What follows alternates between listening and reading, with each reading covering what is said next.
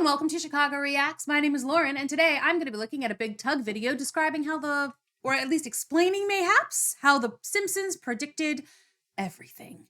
Granted, this is something that gets passed around a lot. Like, the Simpsons do seem to predict a lot of stuff, but they've also been on the air for a really, really long time, and sometimes they're just thinking what's the most ridiculous thing possible that could happen, and they write that in their script because it's the most ridiculous thing they can think of. But guess what? We live in a ridiculous timeline and a ridiculous world. So sometimes it seems like they predicted stuff. And sometimes I think they could just kind of see which way the wind was kind of blowing and put that in. I'm curious to see, though, what a big Tugg has to say about it. So without any further ado, let's find out. Go to extratugg.com for exclusive content that YouTube won't let me post, as well as perks that you have to see to believe. Ladies and gentlemen, welcome to 4K filming. Bought a new camera. We're gonna piss right past that. Do not mention my eczema. So The Simpsons. I wasn't you guys going know to. The Simpsons, right? Unless you know The Simpsons, right? The Simpsons is the longest running show in American television history, a comedy institution and an animated Nostradamus. It gave us iconic characters such as Homer Simpson, Bart Simpson, Lisa Simpson, and the whole gang in the background. And The Simpsons have been around for so long that the things they were making fun of are the things that they're now known for. Like Krusty the Clown was making fun of like Bozo the Clown, but people don't remember Bozo the Clown, so now Krusty the Clown is just its own thing. It's very confusing. That's kind of fun, though. I hadn't really considered that, but yeah, I guess that's true. When I was a baby, a very small child, my dad was banned from watching The Simpsons. My mom banned him from watching it because he and I would sit up real late and watch The Simpsons when I was like 3, and I would quote Bart. Apparently Bart was the only one I would quote.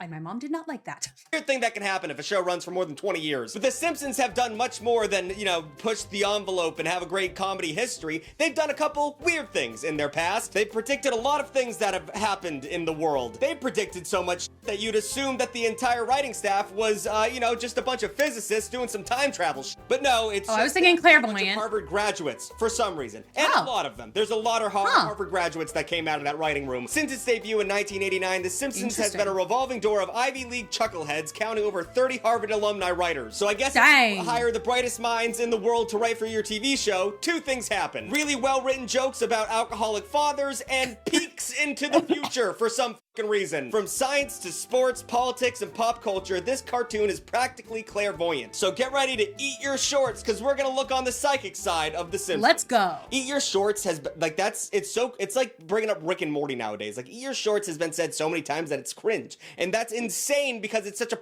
whatever. We'll get right into it. So to begin, when you think of science... That's apparently one of the things I would say, that my mom decided that my dad was not allowed to watch The Simpsons anymore. The town of Springfield is probably not your first thought. Yes, they have that weird little scientist character, and yes, Homer works at a nuclear power plant, but both of those things are the signs of the time, because nuclear energy was a big deal in the 90s, and once again, the show is very old. However, the Simpsons have their grubby little yellow fingerprints all over every innovation that's happened in the last 30 years. In 1964, scientists proposed a theory that explained how particles gained mass. If true, this so-called God particle would help us really understand what the Big Bang was. And I'm talking about the theory, not that dog TV show, that laugh track. It shocks me every time I watch it. People laugh so hard in that audience over the most mundane things. I don't know how you can legally get away with that. It would take nearly 50 years, but in 2012, we discovered the God particle using the Large Hadron Collider. But those scientists could have saved themselves about 14 years of trial and error, because in 1998, Homer Simpson discovered it. Actually, that happened. In the episode, The Wizard of Evergreen Terrace, Homer tries to become a renowned inventor like Thomas Edison. It's one of my favorite episodes ever, and that's the episode where we get the joke where Homer makes a makeup shotgun, and then he shoots it on the wall, and he says he accidentally set it to whore. Just a very good joke, well written. And he also makes other things, like hamburger earmuffs and a chair that's also a toilet. I'm sorry to be explaining Simpsons jokes, but kids these days don't really watch The Simpsons, and it's kind of sad. You guys should watch The Simpsons. It's on Disney, I think, but in one random... I honestly, because we weren't allowed to watch it when I was a kid, I've only watched limited numbers of The Simpsons. I know stuff, I watched the movie, and I've seen a bunch of episodes, but there's so many episodes. Fateful scene, Homer is just working out some shit on a chalkboard, and if you take the time, like you screenshot that equation and you try and solve it, you get incredibly close to the actual nanomass of the God particle, which is, what the Why? Of course, as smart as the Simpsons writers did not know that. they can't That's take all awesome. the credit for this one. They actually contracted a professor at MIT to help come up with the formula Alright. Homer would scrawl on the chalkboard. So even though this didn't come out of the writers of The Simpsons, So some guy 14 years before the God particle was discovered, they actually did get pretty close because they talked to the right guy. I love that sometimes you just gotta talk to the right person. the fact that Homer got this close to figuring this out is beyond me. Like, why would you hire an MIT writer to make a joke that no one would understand? And why didn't that guy just solve the... It's fucking crazy. Let's move on to He had other things to do. Called Civilian Space Travel, which happened in Season 5, Episode 15. Long before billionaire Elon Musk assumed his role as Dick Cheney-esque puppet master of Donald Trump, his private rocket company SpaceX started sending civilians to the final frontier. In 2021, the first all-civilian crew was launched into orbit, and if you're some Sounds Richie like Rich a who bad can pay their way to the moon, more power to you. But personally, I do not want to ride a rocket ship into space without at least one person knowing what the fuck is going on. I don't want fucking Jimbo from Connecticut to be sitting next to me. I mean, I feel like we very recently had something that happened that proved why this is a bad plan. Granted, they were going into the ocean and not into space, but still. Want an astronaut. But when it comes to woefully underqualified Rich people are dudes idiots. going into space, Homer Simpson did it first. In the 1994 episode, as I said earlier, Deep Space Homer, NASA selects Homer to take a flight on the space shuttle to help the agency gain publicity. Ironically, The Simpsons creator Matt Groening didn't want to write this episode because he thought it was too unrealistic, which not really anymore, buddy, and had the writers take some of the jokes down a notch to focus on the dynamic between Homer and his family. But it became a classic episode, thanks in part to guest appearance from Buzz Aldrin, and the episode was so popular that real-life astronaut Edward Liu requested a copy for it in the International Space Station. So The Simpsons predicted regular people going to space, which it was gonna happen eventually, but they really nailed the vibe of it. And then in 1995, there was another episode. This is gonna be, I mean, it's just all episodes. This is what we sat down for, right? BuzzFeed-esque article. In the 1995 episode Lisa's Wedding, Lisa visits a Renaissance fair where she is asked a fortune teller about her true love. The clairvoyant shows Lisa her wedding, which takes place in 2010, 15 years into the future. Honestly, this isn't that far-fetched. You go to a Ren fair and someone will give you some bullshit about your future. I made a whole video about it. But a Simpsons episode that takes place a little bit in the nearby future is a perfect incubator for predictions. And this episode might have the best string of predictions in any 30-minute block of regular television ever. They had teleconference technology like Skype or FaceTime. That was when I was a kid, I was watching that. I was like, yeah, for sure. That was not a thing. They just made that a bold prediction and it happened so fast. And they had smartwatches. They literally had fucking Siri on their thing. And I know like the fucking Jetsons probably had that too. But yeah, and probably in Star Trek. There's a couple of these that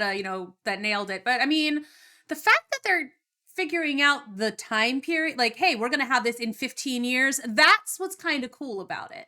Because you have the things from like Star Trek where they had the communicators and the flip phones and whatever, and like honestly I feel like half the stuff in Star Trek was less predicted and more inspirational. Like they didn't so much predict stuff as be like put stuff out there that was really cool and people were like, hey, that's really cool, I want to make that. This does feel a little bit more predictive-y, you know, because like they nailed the time period that it was going to happen, 2015. Like that's when, I mean, Skype sucked in 2015, but like, and 2010, and like Skype was really bad. I did use Skype for a long time. It was so terrible, but like, you know, interesting.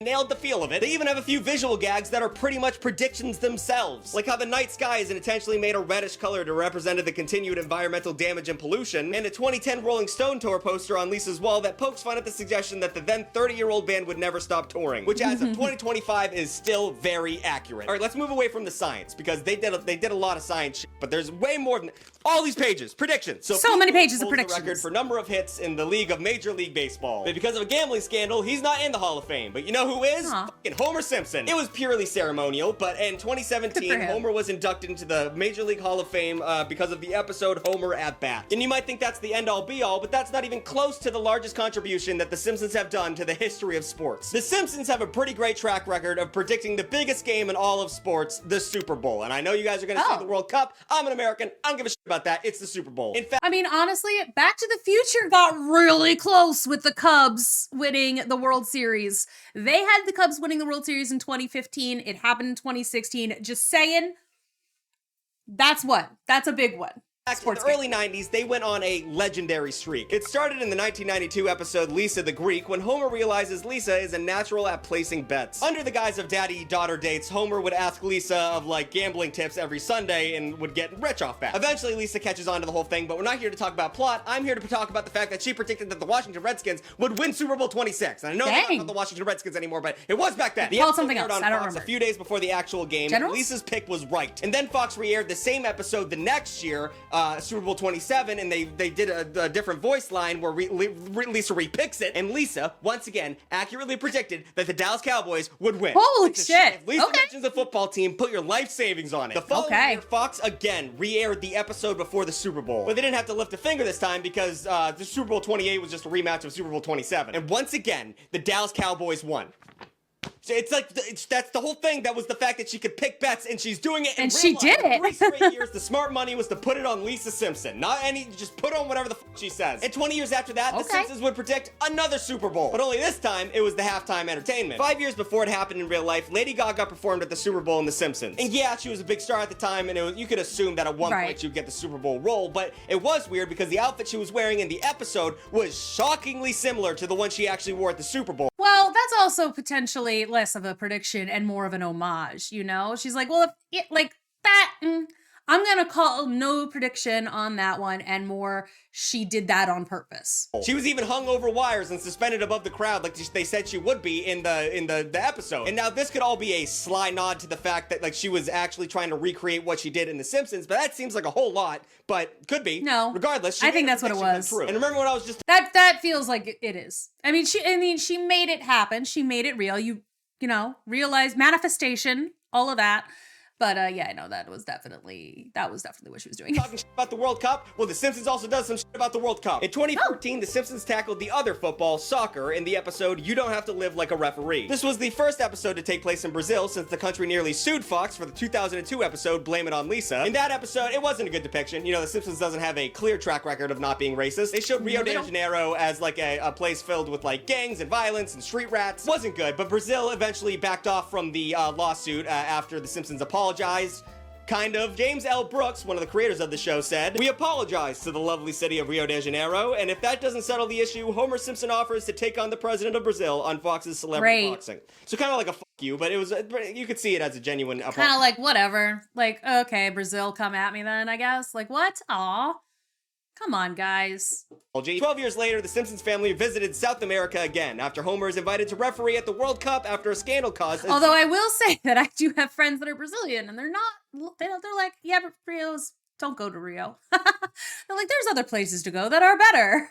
Zebra shortage. Apparently zebras are what cool sports guys call refs. I don't know anything about that, but that was it's in the script. So here comes the prediction. Sure. Not only did The Simpsons predict that Germany would win the World Cup that year, but in 2015, the scandal storyline also came true. 14 officials from FIFA, the governing body of soccer, were indicted by the U.S. Department of Justice. They were accused of conspiracy and corruption, including $150 million in bribes and kickbacks for bids to host the World Cup. So, see, I can also see, it's like, I can see things like that. It's like, is it a prediction, or is it just sort of, they had somebody on staff who followed FIFA, you know? Like, people can often see that kind of thing. Like, if they're big into a specific sport or something, like people knew how corrupt, like, the wrestling was, you know? Like, they know how corrupt these things are. John Oliver did a whole set about FIFA's corruption too, but I don't know. So it's like, it is kind of interesting though with The Simpsons specifically, because you can kind of get away with a lot more in an animated show than you can in other shows. So they are able to, if they have some knowledge or if they have some awareness of a serious issue, I feel like they're more able to talk about it and to put it out there. And then in a couple of years or so, or months or years or whenever, when the actual stuff becomes public knowledge, it's like, hey, they predicted it. It's like, or they were, you know, it was a warning, maybe.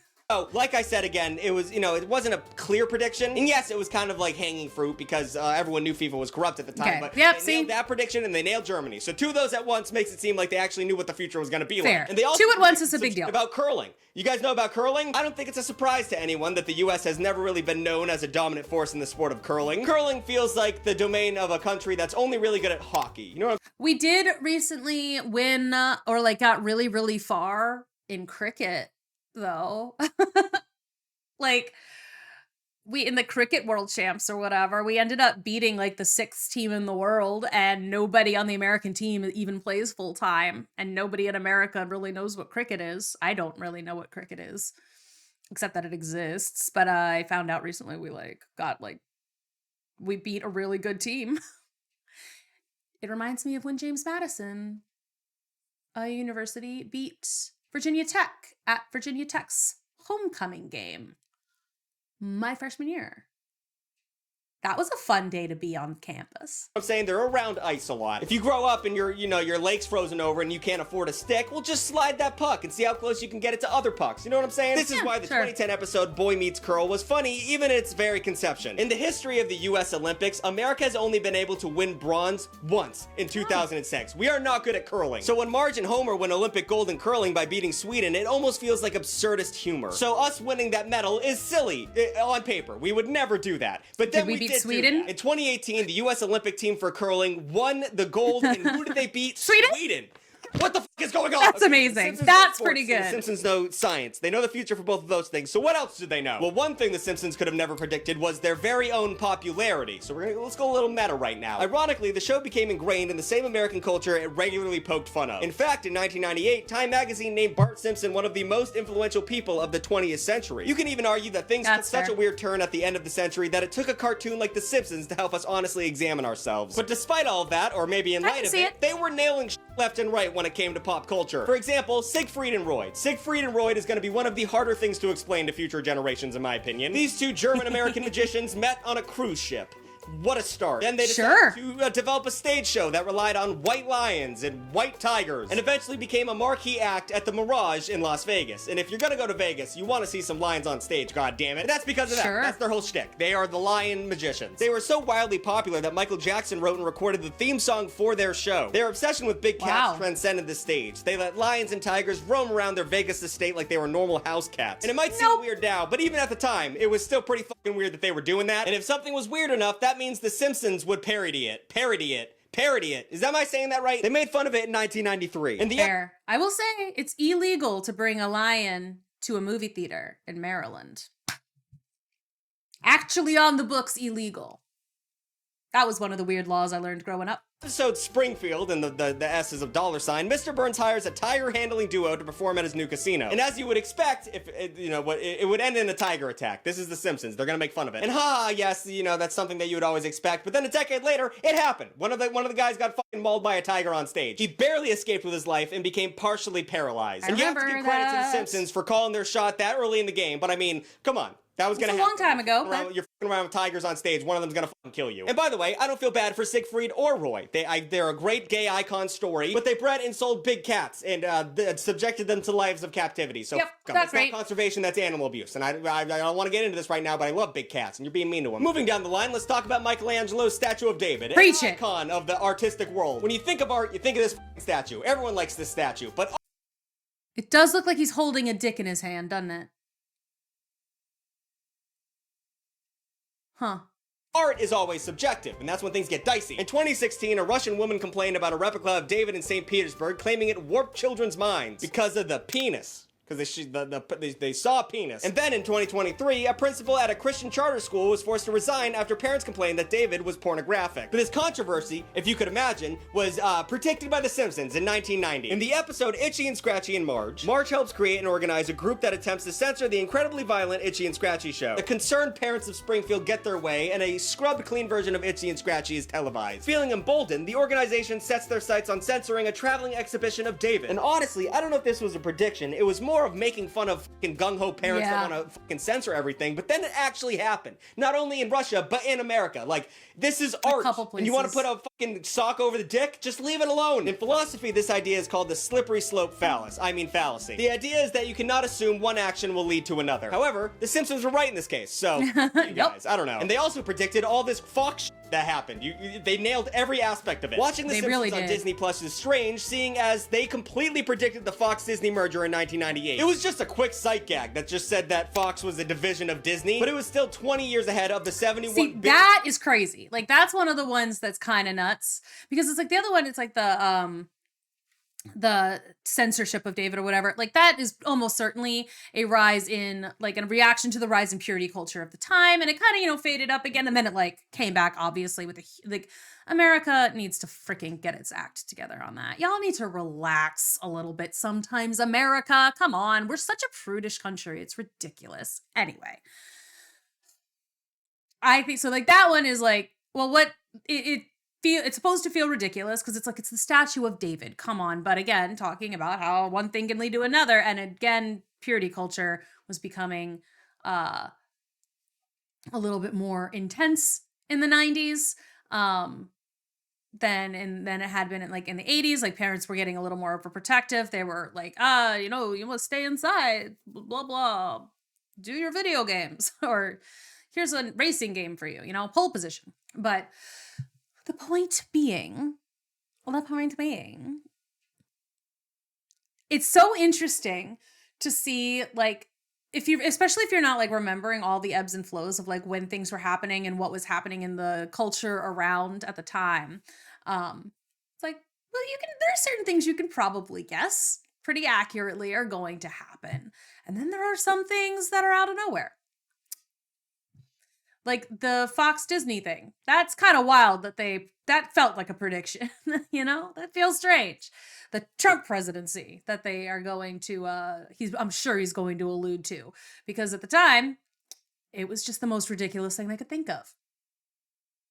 I wish we could go back to that time. $1 billion merger between Disney and Fox. It might not be a huge jump to conclusions, seeing as Disney was acquiring everything in the 90s. They got huge properties left and right, including Miramax in 1993 and ABC in 1996. And personally, I believe the only reason why someone would have a Disney Plus account is if they're a Star Wars nerd, but then they delete it because they find out all the Star Wars movies suck, or it's because they want to watch The Simpsons, or Bluey. They also have Bluey. But it's just crazy because The Simpsons have historically shit on Fox and Disney Agatha all along so goddamn hard that I cannot believe that Disney would be even remotely interested in putting it on their platforms. But here we are. I mean, we're in a dystopian future, and the Simpsons knew it was going to happen. Okay, so yes, the Simpsons got science, sports, pop culture. I'm sure they got politics in the pocket. The Simpsons has never been an explicitly political show, although they never really shy away from satirizing politics. But in 1992, the show was swept up as a part of growing culture war waged by conservative politics. President Bush made headlines after he gave a speech to the national religious broadcasters where he said, "We are going to keep on trying to strengthen the American family, to make American families a lot more like the Waltons and a lot less like the Simpsons." That was not a great impression of the original President Bush, but I feel like he's a little nerd, and that's how I made him sound. Fair. Accordingly, the Simpsons mercilessly made fun of Bush as a shitty next-door neighbor in season 7. But okay, we know the Simpsons kind of turned on the political jets at one point, but just how far did they go? Well, in 2007, the Simpsons finally made a movie, and it is probably one of the best movies I saw that in the cartoon world. It is so fucking funny, non-stop jokes, it's fantastic. But in the I agree, that was a good movie. That was one that like a bunch of us from like school went to go see that. Like random people. I'd never gone to see a movie with like any of these people before. None of us ever went to go see a movie together again. But I feel like my entire freaking science class or something went to go see it. Why do I feel like that happened? I did have a science teacher once who paid for the entire class to go and see the SpongeBob movie.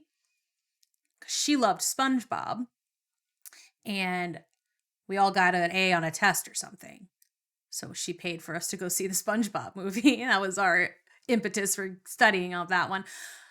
But like, I feel like so many people I went to go see the Simpsons movie with, I had never gone to see a movie with before and never did again. And some of them I never even spoke to before or after.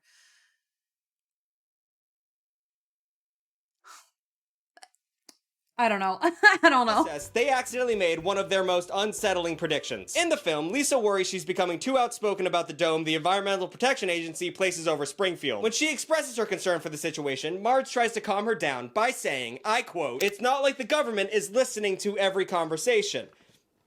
We didn't know at the time. And then the next scene cuts to a room where the government is doing exactly that. And at the time when that movie came out, that was a joke. We didn't know what was going on, like I said. 6 years later, Edward Snowden leaked classified documents revealing that the National Security Agency was, in fact, listening to everybody's conversations. Spying on U.S. citizens without probable cause came after 9/11 with the Patriot Act. So Americans weren't paying attention. We were all wearing American flag shirts and being like, you, Middle East. And even though the Patriot Act expired in 2020, it established protocols for spying that remains in the government today. Cool prediction, I guess. You nailed it. One thing that the Simpsons movie didn't get right is that Arnold Schwarzenegger would become president. But unfortunately, they captured the politician aesthetic so well that they accidentally predicted something else. In the movie, there's a famous line that he says, I was elected to lead, not to read. And he doesn't want to read a book. It's making fun of dumbass politicians. But 4 years later, a former Godfather's Pizza CEO named Herman Cain ran for Republican presidential nomination. And then also there's freaking Trump over here signing executive orders without knowing what they are. Someone just telling him what they say and he's just signing it. And he literally said, at a rally in New Hampshire, Cain paraphrased President Schwarzenegger when he said, "We need a leader, not a reader."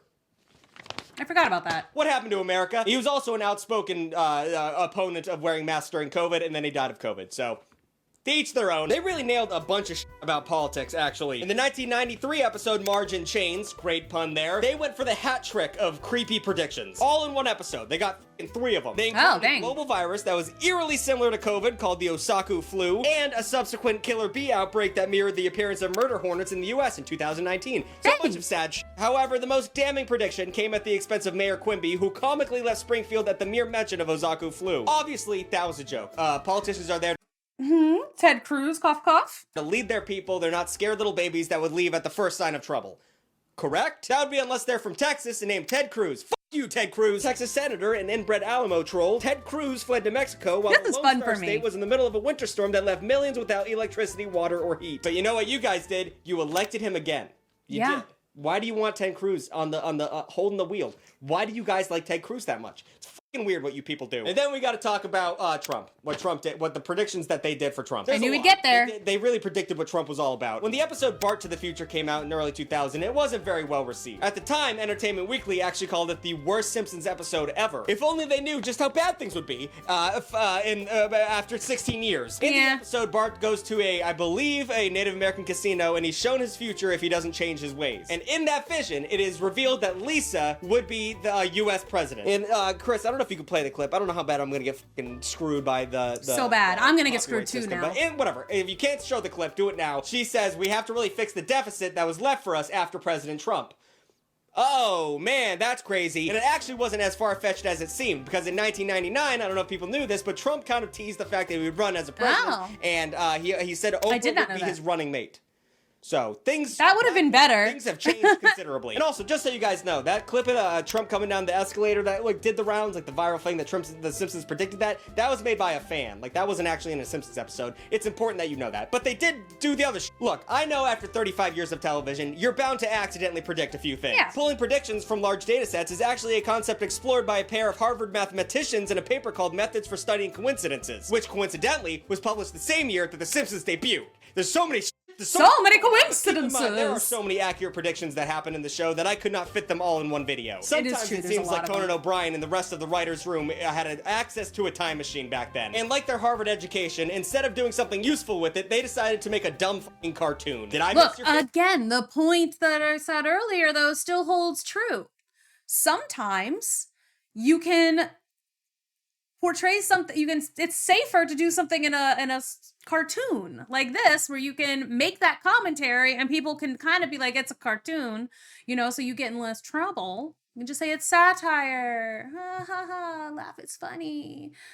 It can just be, it's a warning couched in a cartoon, still saying something real.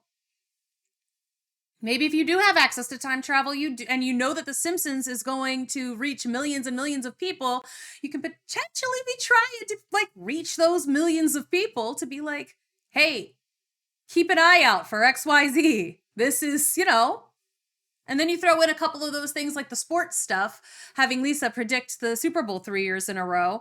And, and then people will be like, well, if they were right about that. Favorite Simpsons prediction or your favorite Simpsons joke? I love The Simpsons, so if you just want to talk about it in the comments, I'll probably join in. New videos every Wednesday and Saturday. Like, comment, and subscribe, and you should sign up for Extra Tugg. A bunch of people have already done it. They're probably on the screen right now. ExtraTugg.com. It's you get $4 and you get a new video every week. You get all these cool things. You check it out. You get to vote. We're doing a vote soon about what videos you guys want me to make. Jesus Christ, I'm going through some indigestion right now. All right, guys, look at all these names. Have a good one. Let me get Kitty on the screen. You want to get on the screen, Kitty? Oh no, you don't. You're being mean. You're being real mean. Okay, I just pet you. This cat oh, is no, you cute. want to bite? Okay, okay. Sorry. Jesus Christ. Anyway, interesting. I knew some of those predictions already. Like some of the ones I kind of knew that they're in the cultural zeitgeist or whatever. Some of them I did not know. Didn't know any of the sports ones. Like I said, I've seen some Simpsons, but not a significant amount of Simpsons. I've had a couple of friends who have tried to change that for me, and we were doing other stuff. But I do enjoy them. I've enjoyed most of what I've seen of The Simpsons. But it's better than some of the other animated shows. I like it a lot better than Family Guy, for instance. But we're not talking about how much I like The Simpsons. I do think it's interesting. I was like, some new predictions I'd never heard of, some that I knew, and I hadn't really considered the implication of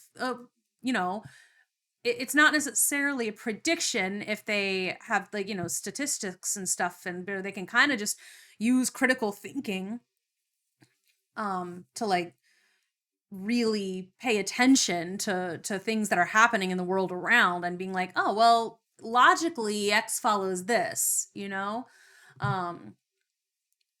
so then they can from there figure out, I can see this happening. People will laugh, but then they'll look back and be like, why did we not listen? It's just interesting the way that you can portray information to the masses. So thanks so much for watching. Don't forget to like this video if you want to see more stuff, maybe just about The Simpsons. Tell me what to watch. Tell me what, if I should I watch The Simpsons and put an episode or two on this channel instead of all of the movie stuff mostly going on the Chicanime channel. Speaking of which, we do have an anime channel. I also watched Has Been Hotel over there. We've got a lot of stuff that's over on Patreon. This video, or like not this video necessarily, but we do have videos that come out early on the members, for channel members as well. Especially videos that are not monetizable. Those end up going up for members first usually. But yeah, check out our other channels. We got Chicanime, we got Americans Learn, and don't forget to leave a comment, to like the video. It really, really does help. And I feel like we might have gotten like, I don't know, shadow banned or something. Just videos are not reaching the same amount of people that they used to. So help us out. Thank you so much. I'll see you in the next one.